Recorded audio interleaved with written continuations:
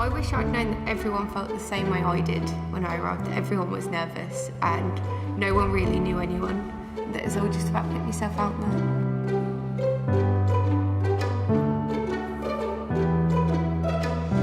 You get a gut feeling sometimes, you're like, I've got to go here, and even though it was 6 hours away from my hometown, I was like, I've just got to go for it.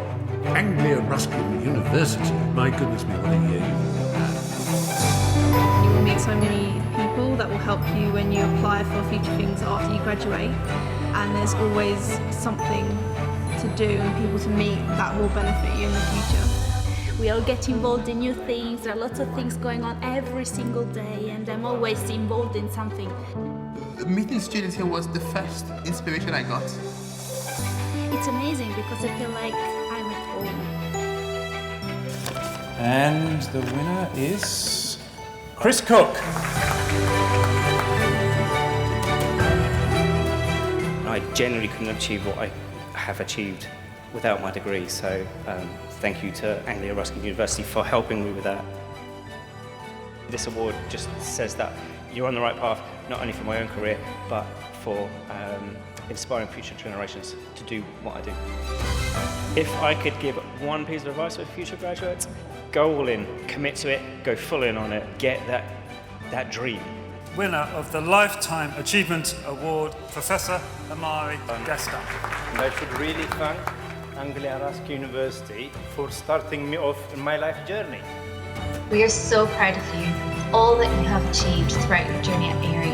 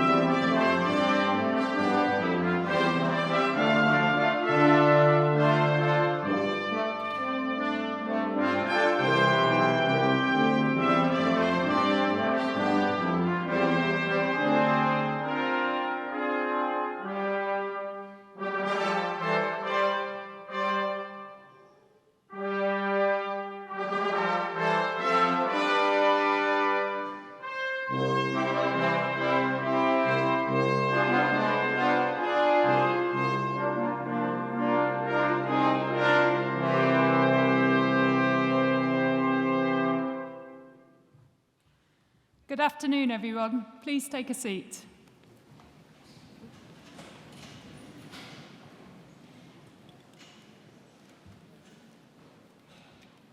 On behalf of the Academic Registrar, it is my privilege and pleasure to welcome you to Chelmsford Cathedral for this afternoon's ARU graduation ceremony. We have all gathered here to celebrate your success, the class of 2020. Well, what a year it has been. I am sure, like many others, that you've had your doubts over the last 18 months as to whether we would ever get to a graduation ceremony and have the chance to celebrate your successes. However, we have got here at last, and very well done to you all for simply completing your studies under such unprecedented circumstances. Graduation ceremonies follow a tradition that dates back to the 15th century, and it is a tradition that has evolved since. Roughly translated, graduation means taking a step, and graduation symbolises the move of the former student, now called a graduand, into a new role in society as a graduate, where they will use their skills and talents developed during their studies to contribute to the future advancement of society.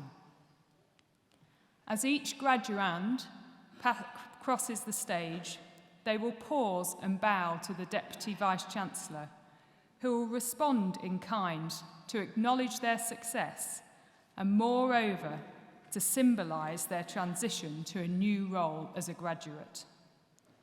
We will applaud them for their success so far, but also in anticipation of the contribution we expect them to make to society in the future. At the conclusion of our ceremony, the Deputy Vice-Chancellor will formally admit all new graduates into the community of scholars. And as new members of that community, as the Academic Procession leads the stage, the new graduates will join the procession, and that will bring our ceremony to a close. During proceedings, those graduating with higher research degree awards will have their hood placed on them by the Deputy Vice-Chancellor to indicate that they have attained the very highest levels of academic achievement. So it is now time to begin our formal proceedings. I hereby declare the ceremony to be in session, and I call upon Deputy Vice-Chancellor, Professor Yvonne Barnett, to address you. Deputy Vice-Chancellor.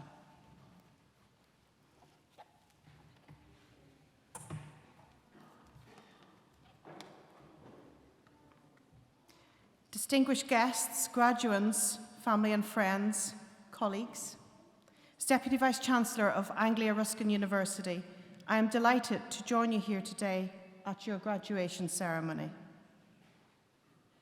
Firstly, to all of those graduating today, my sincere personal congratulations on reaching this milestone and graduating from your chosen course.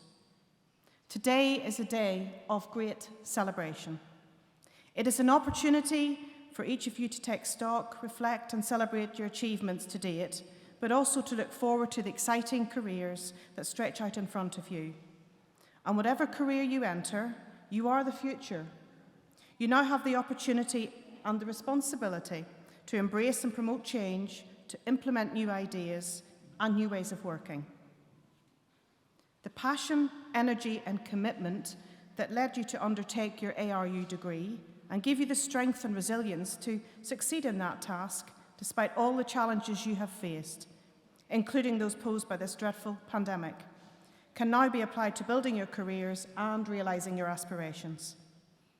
Whether your future lie in education, health, social care, business, law, science, technology or the arts, with your passion and your expertise, you really can now make a difference, helping society address the challenges we all face, nationally and globally.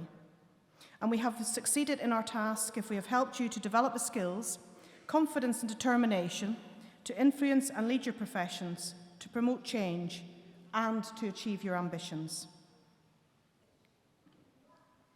As well as serving our students, we at ARU are fully committed to serving our region and the communities in which we are based. Economic development, social inclusion, business support, tackling health inequalities, these are all fundamentally important elements of our mission. Transforming lives through innovative, inclusive and entrepreneurial education and research.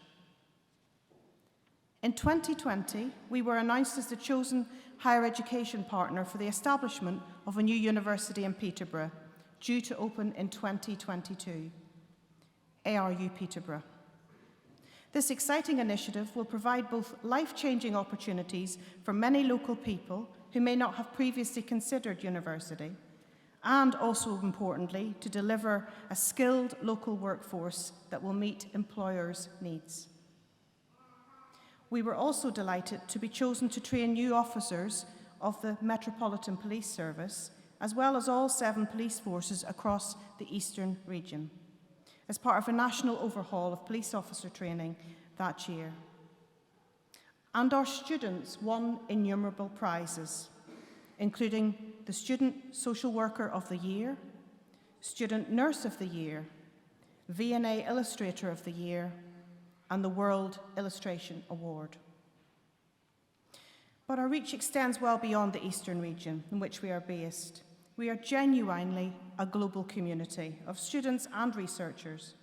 We attract students from over 185 countries, and they flourish with us because they find a second home with us. Our researchers, too, have worldwide reach and impact. Research that has a real, tangible impact on people's lives was given a new urgency in the pandemic, and our researchers responded rapidly to the COVID-19 outbreak by committing to research that would help us understand and develop interventions to address the massive impact the pandemic was having on all our communities locally, nationally and internationally. Their work included research into ways to speed up coronavirus testing, a public health study on the impact of self-isolation, and an investigation into innovative drug combinations that can reduce complications in COVID-19 patients. So in our research, as in our education, we are having a real, tangible impact on people's lives, and that's something of which we can all be proud. But above all, we define our success as a university by the positive impact we have on the lives of our students and the communities we serve. And for us to succeed, we will need your support as our newest alumni, because the support we receive from our alumni and our friends really does matter, adding value to the education we provide our students and supporting our researchers to continue to push boundaries. So please help us build links with your networks and your professions and spread the word about your university. Before I close, I would like to pay special tributes to your families and friends who have provided you with their constant support throughout your education. You and we owe them our sincere gratitude. I would also like to acknowledge and thank my colleagues, the staff right across ARU, for their tireless work and professionalism, and their extraordinary commitment to supporting you and all in our community through the challenges of the pandemic. So once again, my personal warm congratulations to you all. I do hope you enjoy your day. I wish you well wherever your ARU degree takes you, and please do stay in touch. ARU is your university for life, and our success and your success is inextricably bound. Thank you.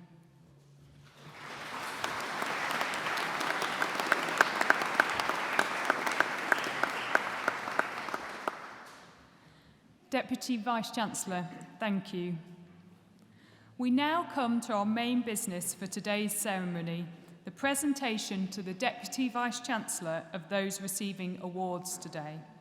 And I now call upon Pro-Vice-Chancellor and Dean of Faculty, Professor Laurie Butler, to come to the podium to present to the Deputy Vice-Chancellor graduands from the Faculty of Science and Engineering.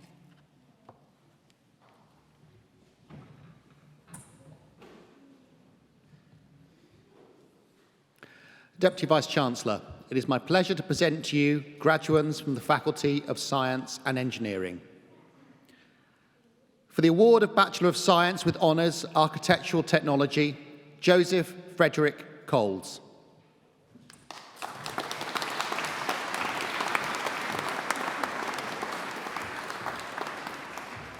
Alistair Bruce McCarty.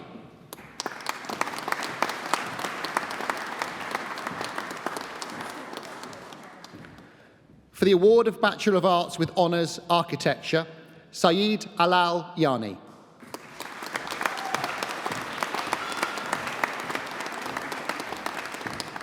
Martin Byrne.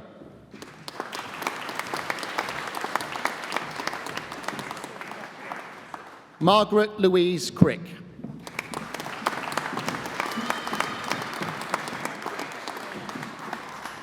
Mark Daniel Galang.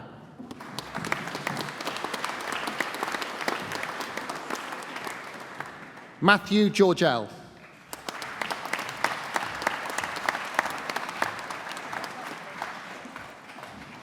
Yasam Gozu Kara.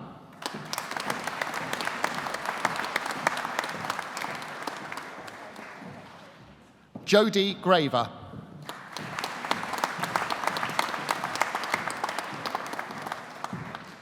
Idris Idris.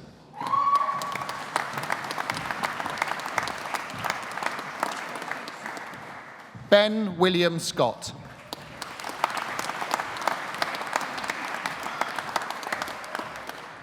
Abdullah Shabab.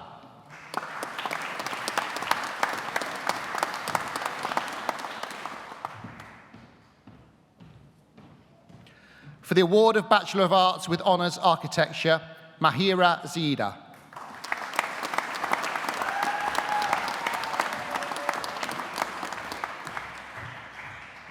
For the award of Bachelor of Science with Honours Civil Engineering, Michael James Blackmore.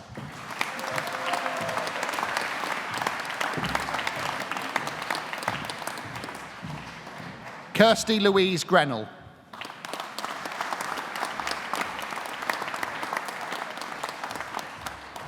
Karen Jenkins.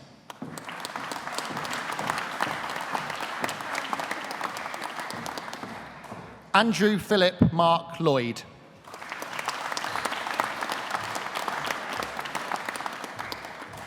Luke Alexander Rogers.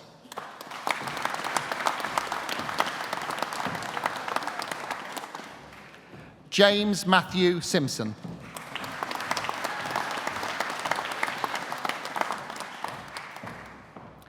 For the award of Bachelor of Engineering with Honours, Civil Engineering, also receiving the Constructing Excellence ARU Prize, Bram Gronfeld.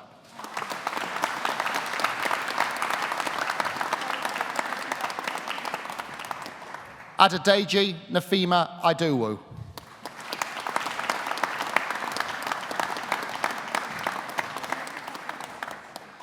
Nicholas James Middleton.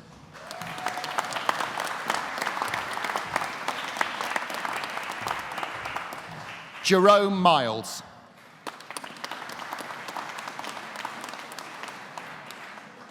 Hafiz Shabazz Rafiq.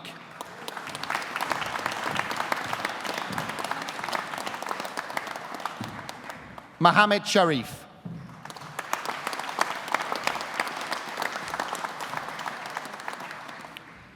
For the award of Bachelor of Engineering with Honours, Mechanical Engineering, Anthony Ayres.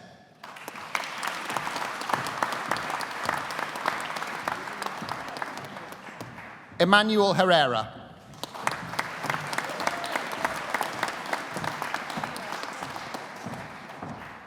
Nathan Lewis Hill.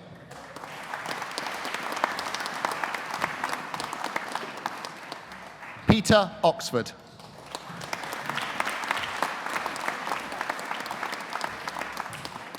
Fahad Parker.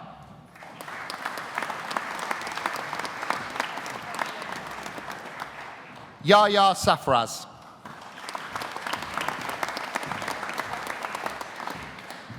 Yash Satwani.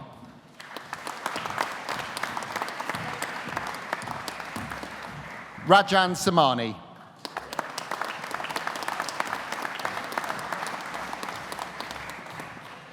For the award of Master of Science, Additive Manufacturing, Yasween Hawer Vidana.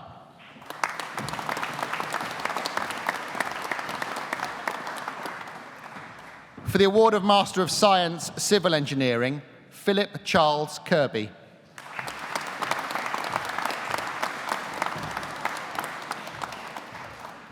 Makoe Zhao.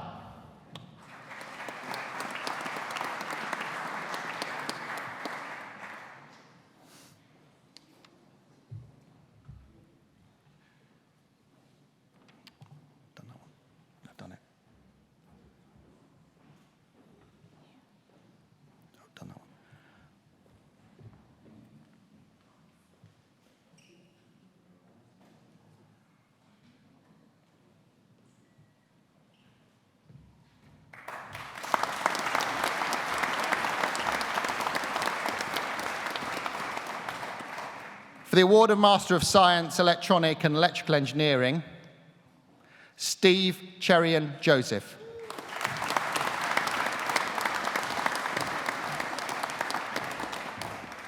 Innocent Friday Udoidoing.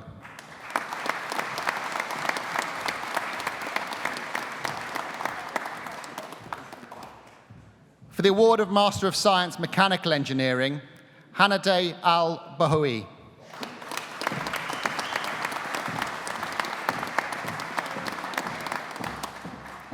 Emmanuel Thar Dagonis.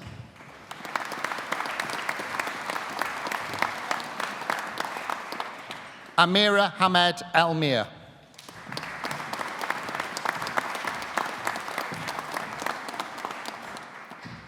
George Philip English.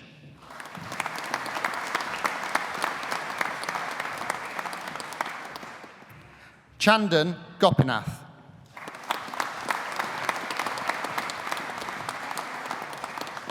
Jack Wilson.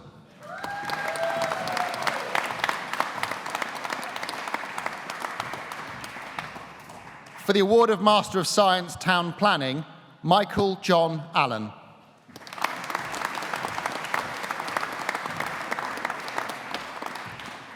Loredana Sophia Chavoko.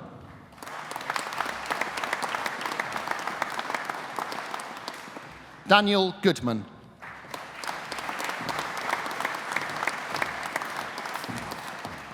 Louise Ann Hart.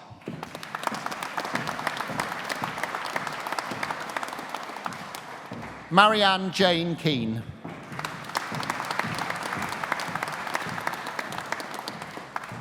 Andrew Paul Martin.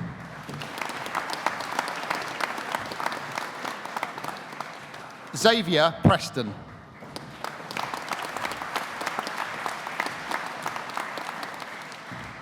Louise Margaret Staplehurst.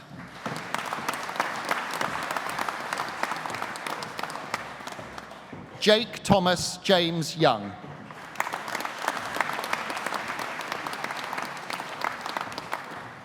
For the award of Bachelor of Science with Honours Business Information Systems, Denelson Gonsalves Dinis.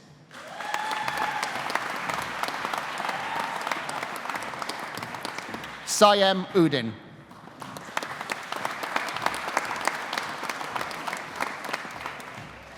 For the award of Bachelor of Science with Honours Computer Networks, Matthew Bastock.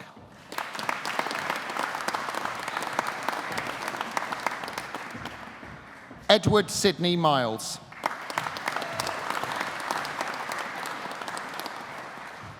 Benjamin George Mills.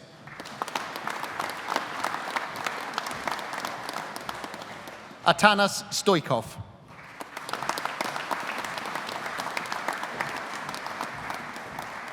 Jasper Ward.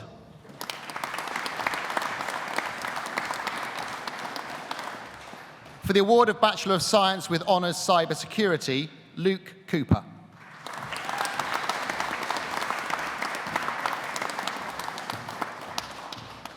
For the award of Bachelor of Science with Honours Software Development, Jordan Patrick Corbett.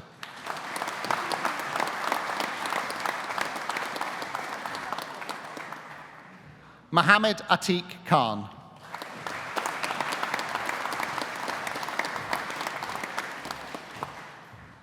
For the award of Bachelor of Science Technology, Luke Glover.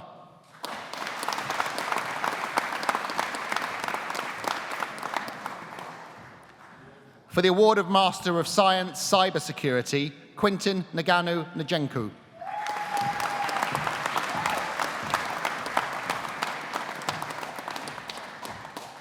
Jonathan Fiery.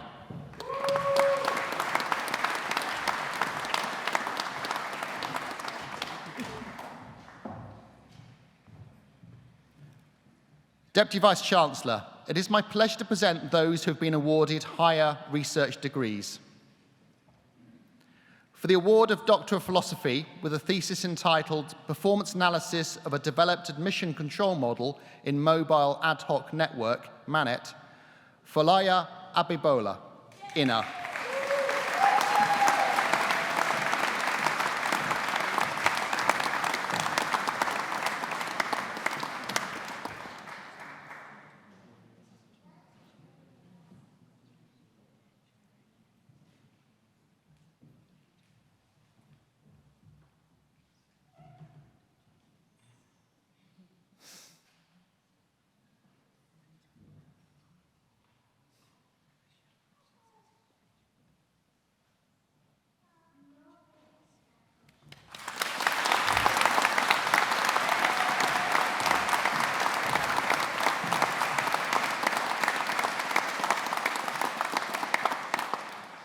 For the award of Professional Doctorate with a thesis entitled How Did That Get Planning Permission? Connecting Cycle Track Experience with Planning Application Processing, Michelle Louise Lyon.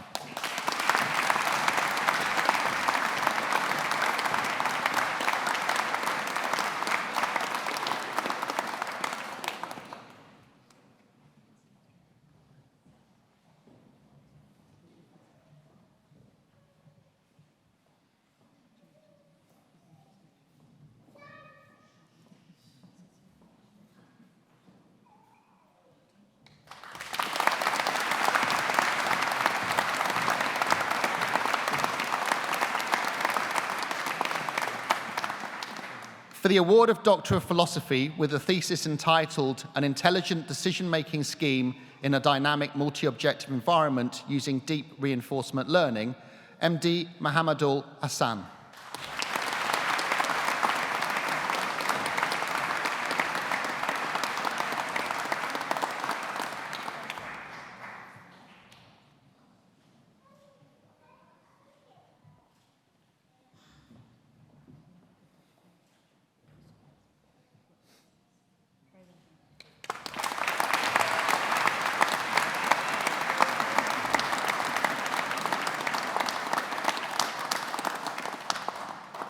For the award of a Doctor of Philosophy with a thesis entitled An Intelligent Phishing Detection and Protection Scheme Using a Fusion of Images, Frames and Text, Marof Akin Adebowale.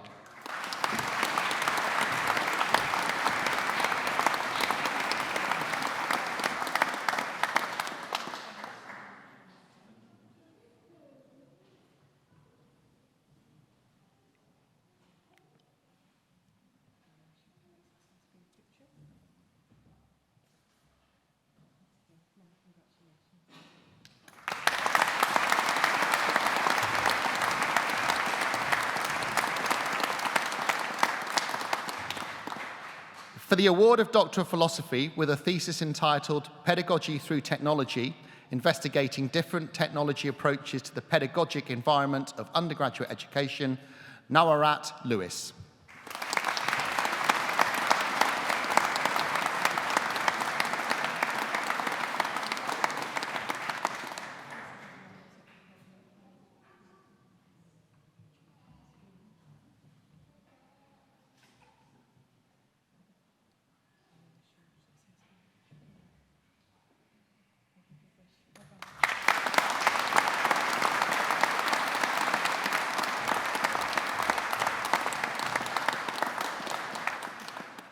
For the award of a Doctor of Philosophy with a thesis entitled A New Security Scheme and Lightweight Encryption Algorithm for Voice over Wireless Networks Connectivity to Internet, Firaz Abrahim Hazar.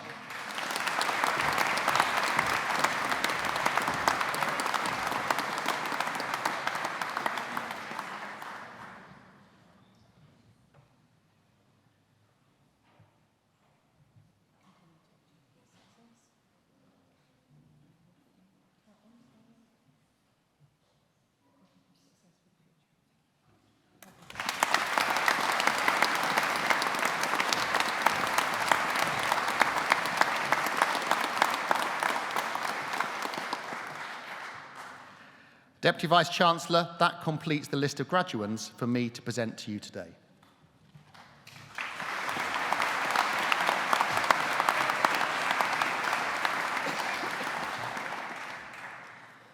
Professor Laurie Butler, thank you.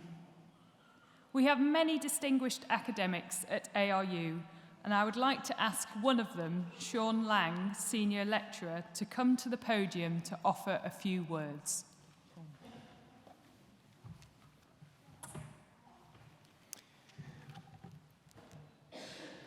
Deputy Vice-Chancellor, graduates, ladies and gentlemen, this is a proud day.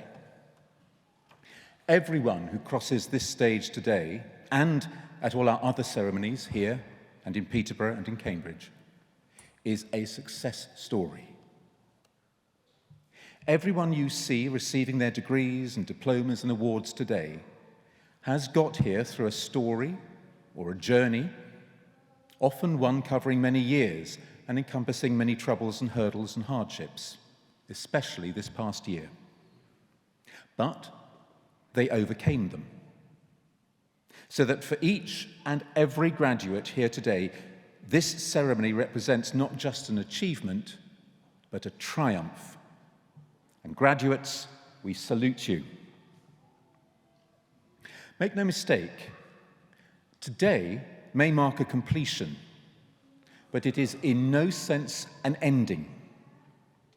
You heard the academic registrar explain that to graduate means to move from one stage in life to another. Today is not an ending, but a beginning. Your beginning as graduates of this university. But what does it mean? What does it mean to hold a university degree? Our university grew out of training colleges and higher education institutions that did not award degrees. The Essex Institute of Higher Education, and before that, the Mid-Essex Technical College and School of Art, and even further back, the Chelmsford School of Art. Had you attended one of our predecessor institutions, you would have been taught to a very high level, and your examination and assessment would have felt just as rigorous as your assessment here. But it would not have been a university education. So what is the difference? The clue to it lies, perhaps surprisingly, both in this building and in the robes you wear today. The story of this cathedral church, and even some of its fabric, dates back nearly 1,000 years to Norman times, to the days of the monks and friars whose robes and habits are echoed in our academic dress. We often think of them as leading cloistered lives, cut off from the world, and they certainly did know the value of periods of contemplation and retreat, something we could probably do with more of. But, be under no illusion, they were fully engaged in the world. They applied their learning and their thirst for knowledge to the practicalities of life. They founded schools for the young, hospitals for the sick, colleges and universities to deepen and broaden our knowledge. Today, we share and continue their vision. We stand in their tradition and in their debt. That marriage of learning and practicality was also at the heart of the teaching of the man whose name our university bears, the Victorian art critic John Ruskin. He was very clear that learning without application is of little value. To be taught to read, he said, when he opened the Cambridge School of Art in 1858, what is the use of that if you know not whether what you read is false or true? To be taught to write or to speak. But what is the use of that if you have nothing to say? To be taught to think. Nay, what is the use of being able to think if you have nothing to think of? But to be taught to see is to gain word and thought at once, and both true. For Ruskin, sight was key. He wanted students to learn to see the world around them, clearly, accurately, and widely. I think he was right. History shows, and I am an historian, that every technical and scientific advance has its implications for all of us, and that those implications, social, ethical, economic, political, military, and moral, do not take long to make themselves felt. And you who make these breakthroughs, you who will be at the cutting edge of our technological and scientific future, cannot shirk or hide from these implications. Indeed, you have no right to try. But first, you must see them. Sight is key.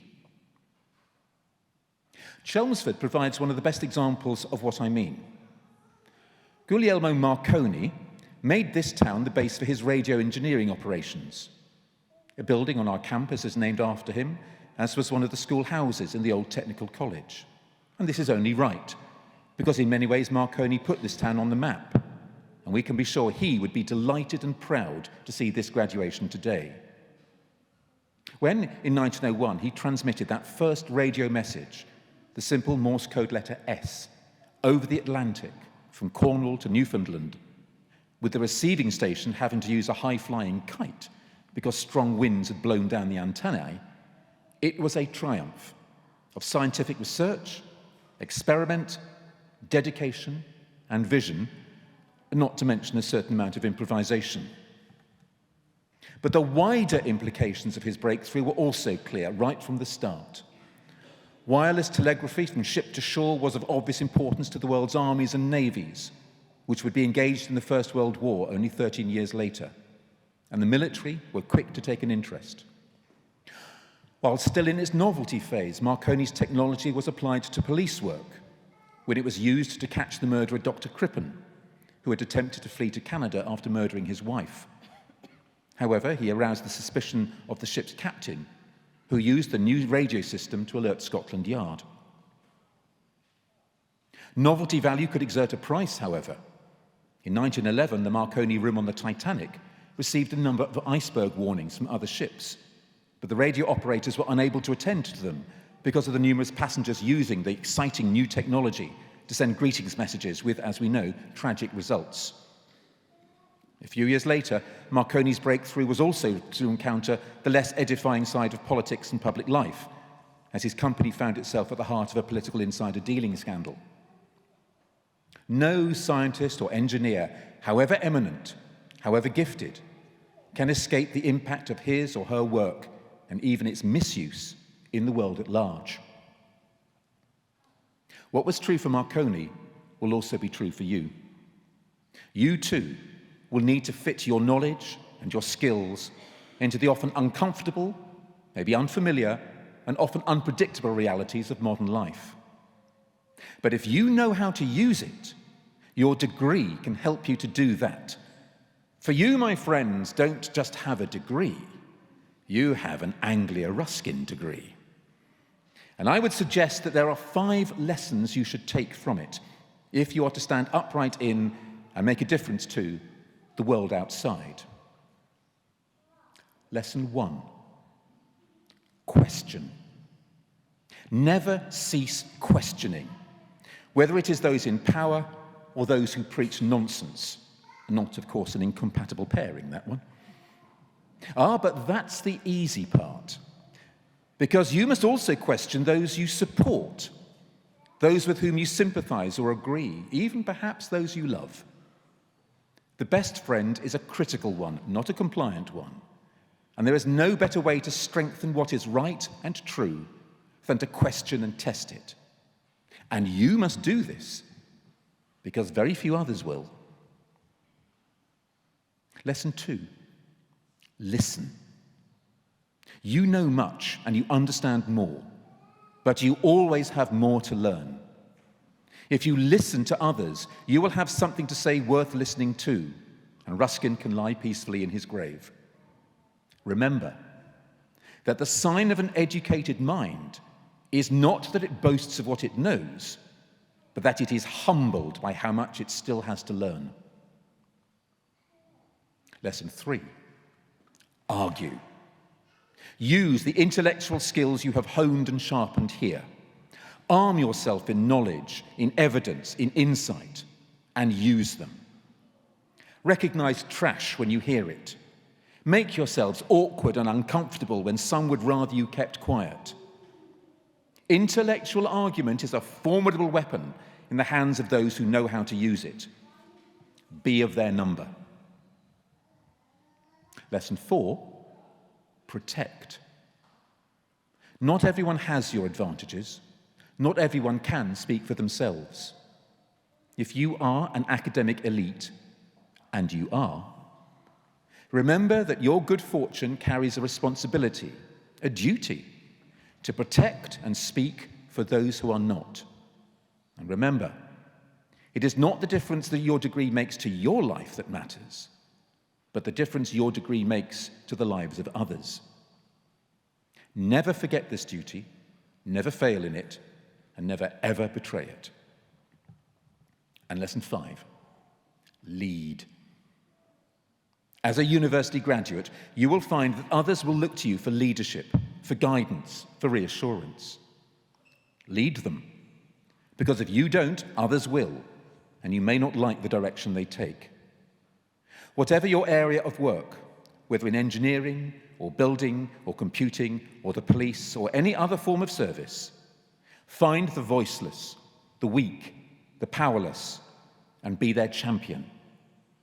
Be prepared to say no when everyone else is saying yes. Or, if you do say yes, say it because you believe it and not just because it's the easiest option. It takes courage, but you will find that standing for right brings a courage of its own. When this ceremony ends, you will join the academic procession. You'll go out of this building and you will enter the world. You will enter into its troubles, its needs, its crises. You will indeed be going into battle. You will take off and return your gowns and hoods, but you cannot take off the learning and the new horizons your degree has given you. That learning is your weapon. Your degree is your banner. Carry it with pride and strive every day to justify and live up to the pride we all feel, your lecturers, your families, your friends, in your achievement. I know you will.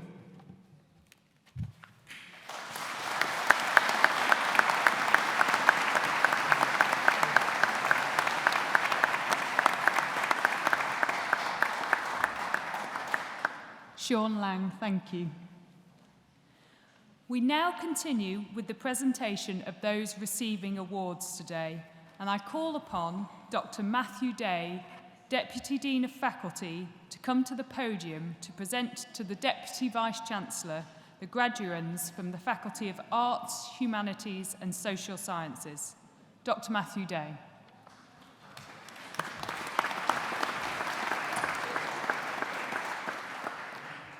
Deputy Vice-Chancellor, it is my pleasure to present to you graduands from the Faculty of Arts, Humanities and Social Sciences for the award of Diploma of Higher Education, Policing and Criminal Justice, Billie Jean Marin.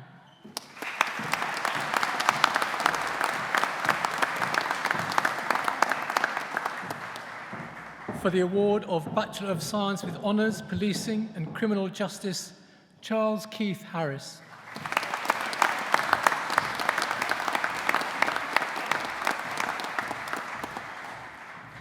Chelsea Jeans.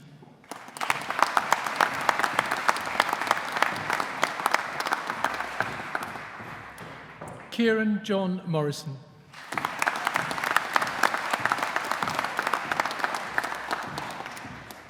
Annalie Claire Nice.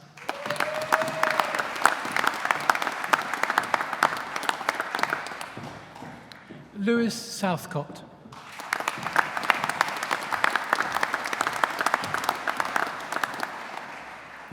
Dylan Simons.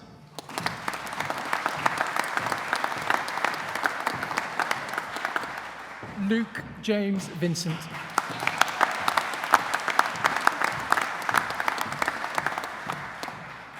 For the award of Master of Arts Contemporary Policing, Ian William Brown.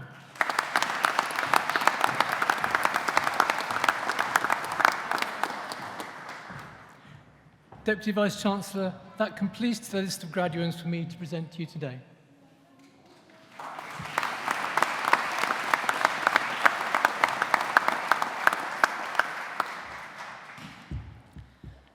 Dr. Matthew Day, thank you. Many congratulations to you all. In addition to your success, there are many fellow graduands with whom you studied but who are not attending today's ceremony for a variety of reasons. In their absence, please would you join me in acknowledging their success.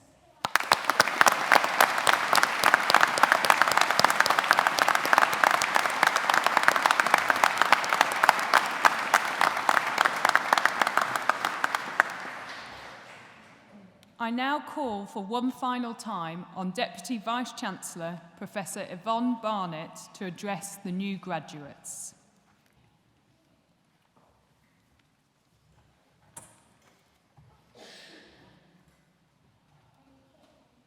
And now, will all of those who have been presented to me here on the stage please stand?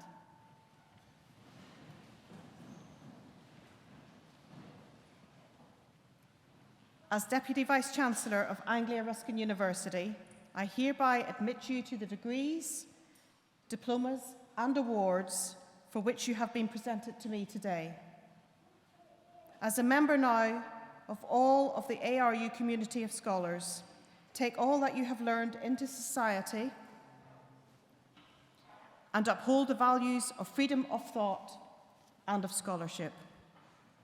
Our warmest congratulations to each and every one of you.